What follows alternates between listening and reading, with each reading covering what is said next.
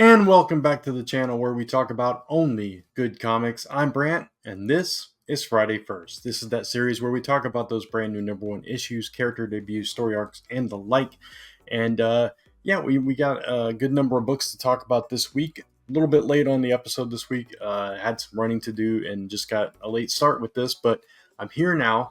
I've got, I think, 6 books to recap, and then I've got 6 or 7 most anticipated after the main. So a lot to talk about, like I said. I did want to say before I do get started, though, that if you have not checked out my recent video about the DC All In announcement, you can go check that out on this channel, or I also have a version up on TikTok, and you can check it out there, or Instagram as well. So go check those out at Only Good Comics across social media. So let's get into those recaps from last week. So one of the books that I read was Chilling Adventures Presents Truth or Dare from Archie Comics, and this was introducing a brand new character named Trula Twist, I think is what it was. And she's a new girl who's been in foster care. We find out a secret about her later on, and she kind of studies all the residents of Riverdale High and plans this party where she kind of does her own little horror movie kind of vibe thing where she locks people in rooms and reveals their darkest secrets and tries to get chaos. It was fine, and that was a fun concept to play with, but because it's Archie Comics, it was a little bit tame. The end of it was a little bit sappy and cheesy in some parts, so I didn't love it, but I did like what they were going for, and I liked the idea behind it. Next up, we have Paranoid Gardens, issue 1 from Dark Horse. This is by Gerard Way, and I'm blanking on the other writer's name, but from Fabulous Killjoys and obviously from Umbrella Academy. So this is about a nurse that works at a mental health place or some kind of home for the supernatural. Like there's ghosts and there's alien-like creatures and superheroes and all that stuff, and they take care of them when stuff goes wrong. So fun idea. Unfortunately for me, I didn't love the story or in the writing. I mean, the art was just okay for me. It just something about it just pushed me away instead of pulled me in. It just probably was not for me, which is not to say anything about the story itself. For me, it just wasn't my thing. I think I do like that there's a mystery behind the nurse. Her name is Lou, and in this issue we get a little bit of hint that because she's lost her memory, a little bit of hint that there's something deeper and maybe even sinister that is kind of tied to her past that will probably be uncovered as this goes along. And maybe if it was a different art style, it would have appealed to me a little bit more. But I like the concept of it, but I read so many books, I just don't think this one is going to make the cut for me, unfortunately. Next up is The Last Wardens from Mad Cave. And again, this, like Paranoid Gardens, just isn't really my thing. In the difference is I actually liked this issue. I liked the story. I liked that it was relatable in that you had this girl who is kind of stuck in this small town, taking care of her father who's a drunk, who's lost his license, who's and her brother died in the war. This is set in like the 60s, so it's like post Vietnam War and all of that. And she's just kind of stuck in this humdrum life that she doesn't want. And she's trying to save up money so she can finally escape. And then this horrific thing happens that kind of tears her world upside down. But it's surrounded by these gory, kind of twisty, very creative looking, monstrous type of characters, which I like the idea of it. I really enjoyed the first issue, but just the way the monsters are and what exactly they're doing and all that stuff, that's where it loses me. It's that kind of that kind of style that just kind of lost me with Dark Ride as well, which a lot of people rave about, and it's not connecting with me on a visual level just because of that. The art, not saying anything about the art. The art was actually really good in this book, but I don't know. There's just a disconnect for me when you start with like sludge like monsters and that kind of really gory, creepy, sludgy kind of stuff. It just doesn't appeal to me for whatever reason, and it just like instantly it's like oh, it's that, and then I just go away. I don't know. I don't know what it is, but there's a chance if it's a smaller week, I would pick up issue 2 of this because it was really well put together, really well written, nice art, and I like the character work in here as well. But overall, I just don't think this book was written for me. That's it. But still a good read. So if that's your thing, you should definitely go check this book out because it was really solid. Next up, we have X-Men Blood Hunt, Laura Kinney, The Wolverine, issue 1. It's just a one shot. It's a Blood Hunt tie-in, and we have Laura searching for someone, and we don't know who that is at first. And once we find out who that is, I got excited because I'm like, oh, we have not seen this person in a minute. I'm excited to see what's going to happen with that, but I don't know beyond this because after this, Laura goes into NYX, which I'll talk about later in the episode because that does come out next week. So there, she goes there, but we don't know what happens with Gabby. We don't know exactly what happens with this other character that is introduced in this, which we learned that vampires and mutants mix in a very interesting way that we weren't aware of before, that we kind of get clued into on this, and it could change a lot of things going forward, so that could be very interesting to play around with. I don't want to spoil it too much for anybody that hasn't read it. As a one shot goes, I feel like while yes, it was kind of a complete story, and because it's tied into an event, parts of it are going to continue here, but I would have liked to have seen a little bit more closure there, to some finality as to where things are going. I know, again, with the tied into an event, you couldn't really do that.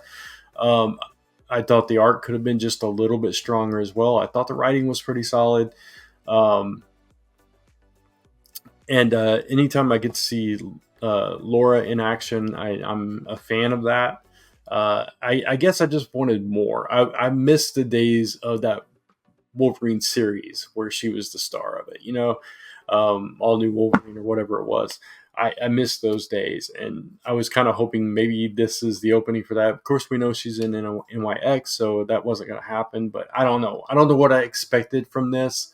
Some of it I got, and some of it I was left wanting a little bit. So I'm kind of in the middle on this one. Next is Witchblade number 1. This is a complete relaunch, reboot of this character. It's going all the way back to the origin story of Sarah Bazzini, and telling it in a different way. It's been a long time since I've read something Witchblade, and it's been even longer since I've read Witchblade with Sarah Bazzini in it, so I don't really remember all the history with the character. But in this version, there are these mysterious people that have found this artifact, and they unleash it so that it can reach the host that it's searching for, so they can find the actual host and maybe take care of it or her.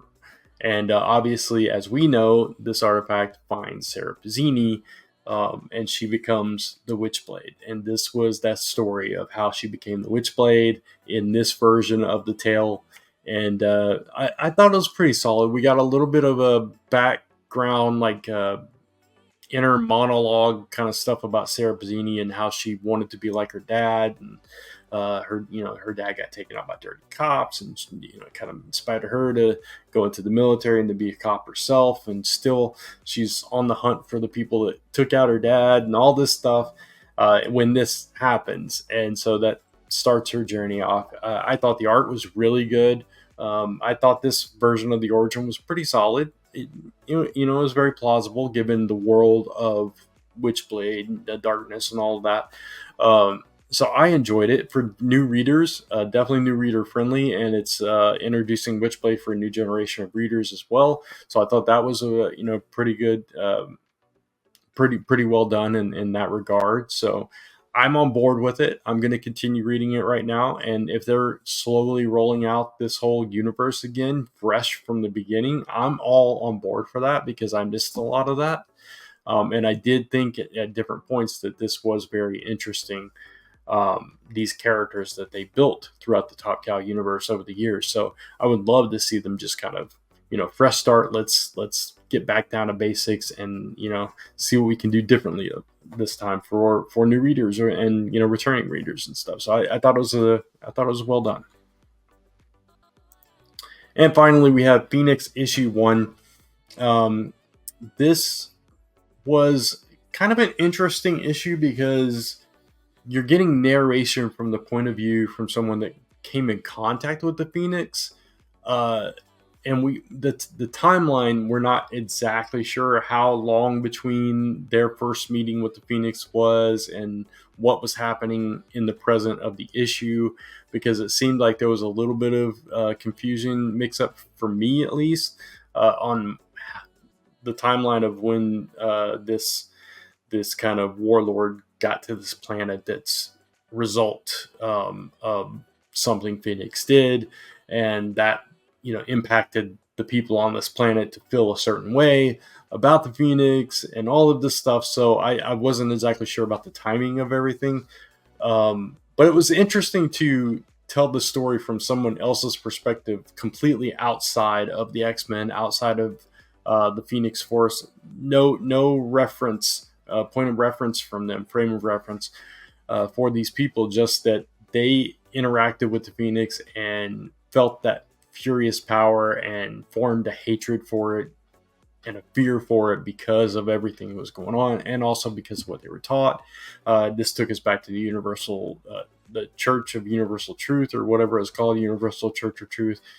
And that whole thing, you got Nova involved a little bit as he sends out a distress call for Phoenix, who is just kind of flying through space, helping people where she can. We have a nice little intimate moment between her and Scott as they're communicating telepathically, and Scott's in Alaska and just kind of telling her, do your thing, babe. And she's just like, well, I am, babe. So whether you like it or not, it was kind of fun. It was just kind of this fun exchange between the two of them. And I enjoyed it. I thought, if you don't know anything about Jean Grey and you don't know anything about the Phoenix, you might be a little bit lost picking this up. But at the same time, I thought it did do a really good job of introducing the Phoenix character. So like because you're telling it from the point of view of this character outside of everything, all the history that all of us know, they were describing this character from their perspective. And I thought that was an interesting way to introduce readers to whatever this version of the Phoenix is. And ultimately it ends with like saying the Phoenix was always Jean Grey. You know what I'm saying? So it was there was a power in it. But at the same time, it was a lot of, let me go help these people, let me go help these people. And then we're going to get into the meat of the story starting in next issue. This was a lot of setup. We get teases of Corsair coming in. We saw some of the like Corvus Glaive, and I forget what I always forget what their little faction is called. But anyway, we see some familiar characters coming into play, and how that's going to impact Jean's world. But it does seem like a very fresh start, and it feels epic in scope, in the way that Jean is just like, she's beyond all the worries of our planet. She's just kind of exploring the cosmos and finally embracing this Phoenix Force that is her. So it's Jean in a way that I don't feel like we've ever seen before. Did it blow me away? Was it the best thing I ever read? No. But did I enjoy it? Will I come back for another issue? Absolutely. So there you go. And that's it. That's all for the recaps from last week. So let's get into the long list of books that are coming out next week. All right, we're going to start off with our first honorable mention of the week. And this is just, if anybody missed Free Comic Book Day and the Marvel books, this is collecting all the gold Marvel Free Comic Book Day books from this year, from 2024. So if you missed those, you can go pick it up. It's a $6.99 book. It has Blood Hunt / X-Men #1 and Ultimate Universe / Spider-Man #1. So if you missed those, I just wanted to shout that out for all of you. Next shout out is for all the Berserker fans. There is a brand new Berserker series, A Face Full of Bullets, issue 1, and it is written by Jason Aaron.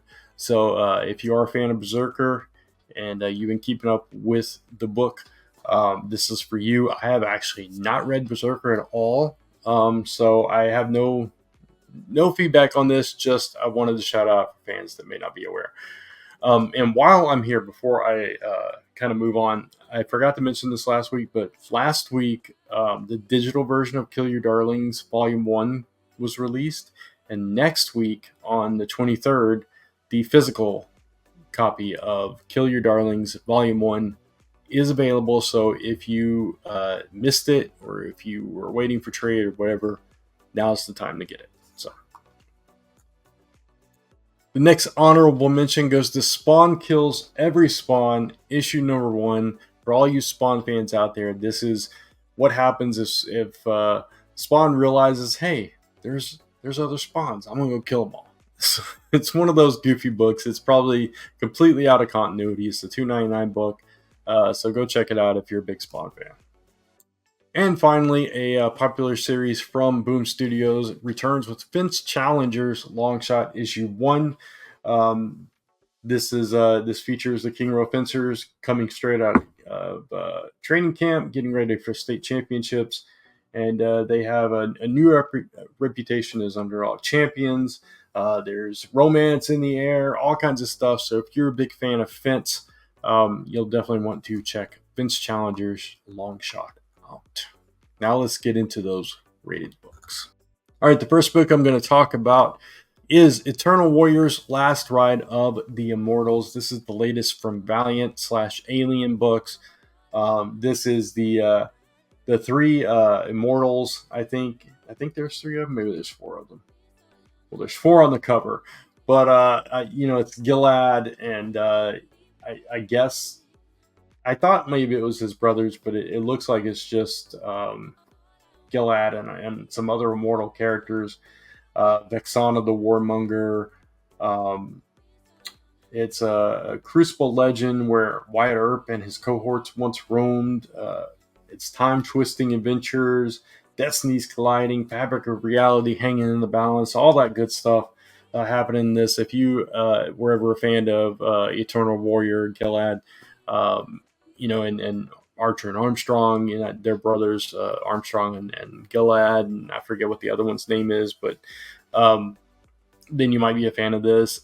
I'm checking out all the new Valiant books since they've kind of reset and relaunched through the Alien Books brand. And so I'm going to try this first issue as well. I'm going to give it a possibly good, just not sure what I'm going to think about it. Fred Van Lente is writing this, but yeah, possibly good for me. Keeping on that Valiant train, we have The Dark's Soul Side, issue 1, also written by Fred Van Lente. And this is about Master Dark and his sister Sandria. They are trapped within the Ring of Solomon. And this is kind of exploring whether they can be redeemed or not, this story, or if they're just evil to the core. And so, if you liked the Darks in the past, you might like them now. So, again, I'm trying all the Valiant stuff out. We'll see how it goes. And I'm giving this one a possibly good. Next up is an anthology book from Boom Studios called Hello Darkness, issue 1. And this book has a recurring new short of Something is Killing the Children in it.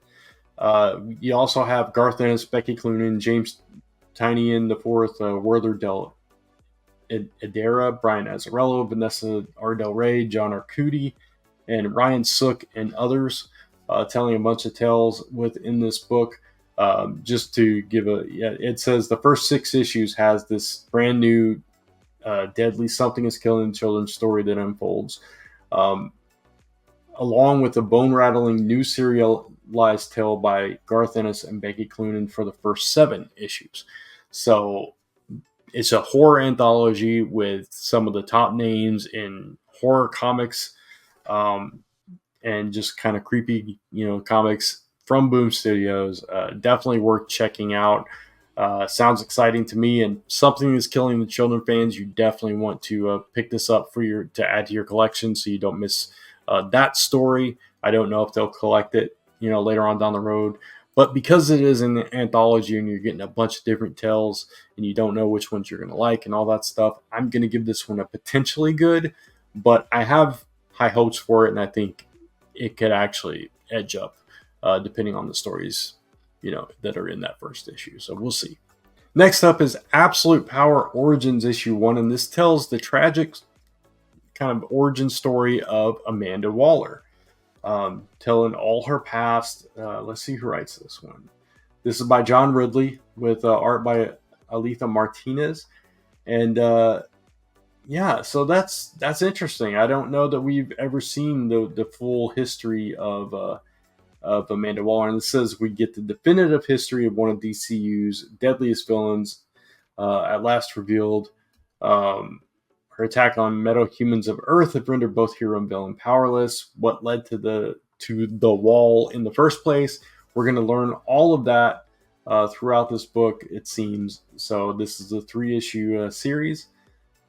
Very interesting. If you have always wondered what made Amanda Waller tick, this is one to check out. So I am going to give this one a potentially good, just because I don't know if I'm going to like what the history of Amanda Waller is, or if it's going to be an interesting enough story, but it does have some potential. So I'm definitely sticking with that potentially good. And hopefully it gives us more context behind the behaviors of one Amanda Waller. Next up, we have Flash Gordon issue 1. This is from Mad Cave Studios. They are heavy into the license game now, and they are, from what I've read in the back of the books and stuff, it looks like they've got big plans for Flash Gordon going forward. There's a timeline. They have other books that are gonna come out within this universe. They're really going all in on this, on Gatchaman, on different stories that they've been telling. They are just really going full force into it, and I think that's pretty cool that they have this big game plan that they're rolling out slowly. But this is the first step of that with Flash Gordon going back to the beginning. He wakes up on this prison planet somewhere in the galaxy. He learns that Dale Arden is the subject of an assassination plot, and he's forced to break out and make his way across the galaxy to save her. And thus begins the story of Flash Gordon as told by Mad Cave Studios. So that's pretty cool. If you're a Flash Gordon fan, and Jeremy Adams is writing this. Jeremy Adams killed it on Green Lantern, and Will Conrad's doing the art. So you got a top-notch team on this. Sounds fun. It's nostalgic. Definitely some major pluses in those columns. So I am going to give this one a promisingly good, because it sounds fun, and because it feels like they put a lot of effort into this. They've gone and got top creators. They've got this big game plan, like I mentioned, and it seems like they're taking real good care of the franchise. So I think there's a lot more than potential here. So promisingly good. Next up, we have The Nice House by the Sea, issue 1. This is the long-awaited and highly anticipated sequel to I just lost the name of that. The Nice House on the Lake, by the Lake, whatever it was. This is James Tynion IV. I read that whole series, and for some reason, I just lost it. It's got to be The Nice House on the Lake or something like that, whatever it was.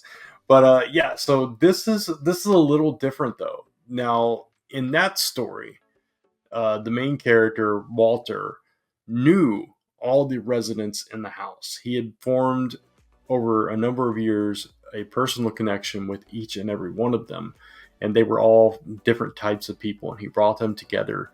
And we know what happened in that book if you read it.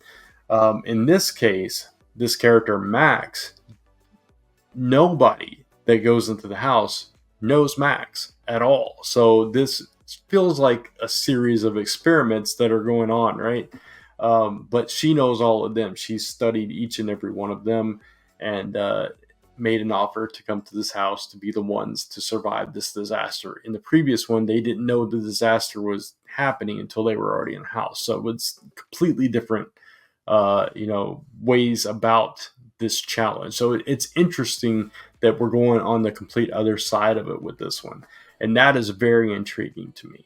Now, because of the release schedule of the Nice House on the Lake, I I would forget what happened. I would forget which characters were which. It was a little harder to follow. So with this one, I'm gonna try out the first issue and see if I like it. But if I do, I might just wait until it's all collected to read the whole thing, so I'm not feeling like that about it, because I lost interest in the last one because of that. So, but I did enjoy the story overall. So hopefully this one will just blow me away. I am going to give this one a promisingly good, just because I did enjoy that first one quite a bit. Even with that said, with losing interest halfway between because of this release schedule and all that, but I still enjoyed it. So hopefully this one blows me away, and then if I can read it all at once, or if it sticks to a schedule, if I do decide to kind of stick with it weekly, or monthly or whatever, we'll see. But I do really like the twist on the concept here. All right, here we go. We are back with another Nemesis Rogues Gallery issue 1. But I love the character of Nemesis. I loved Big Game and everything that happened in that. I loved the Nemesis Reloaded series that came out before that. I thought they were all fantastic. And this one picks up immediately after the events of Big Game. And now we are exploring the Rogues Gallery of Nemesis. Nemesis is broken and destroyed, and he wants vengeance against every person who wronged him, and it starts here. And that just sounds like a fun time to me. So I'm excited for this one, and I'm giving this one a positively good based on my experience with the past, editions of Nemesis before this. So positively good for me for Nemesis Rogues Gallery issue 1. Next up is Supermassive issue 1. This is the next big crossover between the Radiant Black world universe of characters, Radiant Red, Radiant Black, Dead Lucky Shift, Inferno Girl Red. It actually doesn't say Radiant Black. It just says Radiant Red in here. So we'll see. But it is the Catalyst War, and all hands are on deck starting with this one. So I'm a big sucker for the Massive verse. I love everything within it, even though some of the books kind of lose me at times, or it's a little bit slow right now in Radiant Black and Rogue Sun. I still like all the characters within this universe. I think all the creative teams have done a really good job of introducing these characters and making me care about these characters. So yeah, I'm excited to see them team up together again, or be at odds with each other. I don't know how it's going to play out, how the story is going to play out. I'm curious to see what happens when they all come together in this Catalyst War, though. So I'm really excited about this book. So I'm going to give this one a promisingly good, and hopefully I'm right. Hopefully it is so good that it just gets me excited all over again for this universe. But we'll see. I mentioned it before, and now here we are, NYX issue number 1. This is a book that, as it says right there, this isn't about X-Men. This is about mutants living past the end of their world, starting a new beginning. We've got Laura Kinney Wolverine, we got Miss Marvel, we got, I can't think of his name, Anoli, that was it. Prodigy and Sophie Cuckoo is in here as well. And so they're kind of bonding together over this shared experience, and now there's some kind of evil that is coming, lurking underground, and they're going to fight against that in this first arc, I guess. And it says, this is Mutant Community, this is Mutant Pride, this is NYX. And that's kind of what the NYX brand was back in the day. And now we're back with it. Laura was in that one. Now she's in this one as well. Even though Miss Marvel's taking center stage there, it's still it's a story about these kind of characters that are really popular characters that just never seem to get the spotlight as much as they should. Obviously there's a lot of miniseries with Miss Marvel, but she doesn't have an ongoing. Wolverine doesn't have an ongoing, so we need to see more of these characters. And if the way that we get them is in NYX, I'm all on board for that. I'm excited for it. You got Lansing and Kelly writing this, so top-notch writing team there. I'm excited for this one. Can't wait to read this first issue, and I'm giving this one a promisingly good. And last but not least, we have Teenage Mutant Ninja Turtles issue number 1. This is the series premiere, jumping on point, all that stuff. This is a new era of TMNT. We have Jason Aaron writing, Joelle Jones on art. So exciting. Very, very excited about this new era of TMNT, and to see what a writer like Jason Aaron can do with the Turtles, especially paired with an art style like Joelle Jones. That's a combination I never really thought I would see together. And especially on this particular property, I'm so all in for this. I am just excited about this. Raphael's in prison. We don't know why. There's an attack on him behind bars. And it's just going to be interesting. It's going to be fun to watch this happen. And I'm excited for it. I'm excited for what's to come in this book. The cover looks great, and this is the TMNT's 40th anniversary year. Lots going on with TMNT, and now we get a fresh start from IDW with Jason Aaron and Joelle Jones. And I'm giving this one a promisingly good, and I cannot wait to read this book. So there you go. And that's it for all of the new number 1 issues and the like. So, I'm losing my voice already. I'm going to talk about a handful of other books that I'm excited about. I'm going to be very brief with this one, and then I'll let you go for the weekend. But first up, we have Sacrificers issue number 10. Last issue, we focused on Pigeon and kind of his side of what happened after his interaction with the princess. And this issue, we're flipping that, and we're focusing on the princess and kind of her struggle since she's lost all her power. And we'll see what happens with that character. So really solid series from Image Comics, recommender. So if you have not checked it out, you should.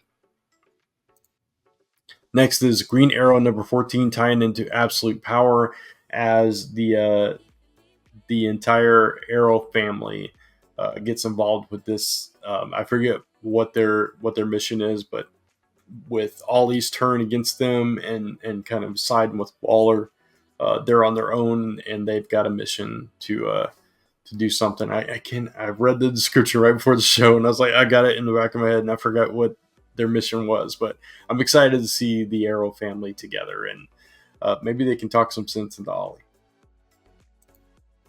Mighty Morphin Power Rangers issue 122 is the penultimate issue of Darkest Hour, as it's coming to a close, and Billy's actions have consequences, and we're going to see how those play out in this issue. No One issue 10 is the series finale of this series that has had a podcast tied to it by Patton Oswalt and Rachel Lee Cook. It has been a mystery of who is behind the mask of No One. Is it really the person behind bars who is now free? Is it someone else? Is it, we don't know if it's even tied to their family at all. Hopefully we'll find out in this issue, but what has been said about this issue is it's a can't miss issue, so you definitely got to check that out. And if you've not read this, if it's not your thing, that's fine, but if you've missed this one, look for the trades. It's been a slow burn, but it's still been a fun book to kind of enjoy the process of it, especially when you add in those other elements of the actual podcast that exist by those actors in those roles. I think that was a nice addition to kind of mix into the story to give it a little bit more life. So yeah, I'm very curious to see what happens with the end of this one. Uncanny Valley issue number 4, as the journey into this cartoon world continues. It's just crazy. You got your Wile E. Coyote type character here, and all the Roger Rabbit-esque kind of hilarity ensues when real life meets the cartoon in this series, and it's just a fun one to read. Rook of Exodus number 4. All Out War is about to break out as Ursal and his band of fake wardens come head to head with Exodus and his very small ragtag group of real wardens. So we're going to see what happens with all of that. And Void Rivals issue number 11, as we see the Triple Changer still intact, as Salula and Derek are still in the wastelands and still in danger, and we're going to see if they can escape or not. But that's it. That is all the books that I have to talk about this week, which thank goodness, because like I said, I'm losing my voice. It's going. It's almost gone as I'm talking right now. So hopefully you enjoyed this one. If you did, please give it a thumbs up. And of course, hit that subscribe notification bell so you don't miss any of the content going up on this channel. You can follow me across social media at Only Good Comics and type in onlygoodcomics.com to take you right back to this YouTube channel where we talk about only good comics. Until next time, thanks for watching. Have a great weekend. Take care. Keep reading those comics, and I'll see you soon.